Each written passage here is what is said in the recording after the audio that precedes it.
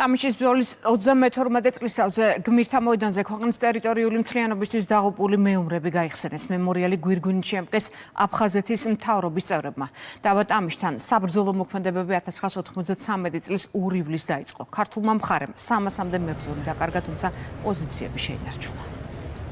ტამიშის ბრძოლა საქართველოს უახლეს ისტორიაში ერთ-ერთი უმნიშვნელოვანესი მოვლენაა, მაგალითია ჩვენი ახალგაზრდებისთვის, ქართველებისთვის, თუ როგორ უნდა ემსახუროს საქართველოს, მათ იდეის გამო, რომ საქართველო იყოს ერთიანი. აღმატებულ მოწინააღმდეგეზე უფრო მეტად ჩაუქები გამოვდექით და ის ბრძოლა ფაქტობრივად ჩვენ სასარგებლოდ იმით შემოვატრიალეთ, რომ არ მივეცით მოწინააღმდეგეს ხანგრძლივად დაკავებული ტერიტორიაზე გამაგრების საშუალება.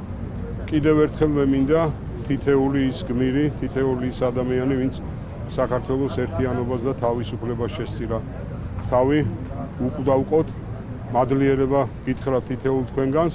ძალიან ტკივნეულია ჩვენთვის 300-მდე მებრძოლი დაიღუპა ჩვენი და ეს უფრო დიდი ზარალი მიადგა, ნამდვილად მიადგა ზარალი მაშინ და ეგ იყო და არის ჩვენთვის ყველაზე ვიკრიბებით ასეთ დღეზე და მე მინდა მოიგონოს ჩვენი 300 მებრძოლი ბიჭები და მადლობა მომხდარ ყველას ვით დღეს მოვიდა და შეჭერდა.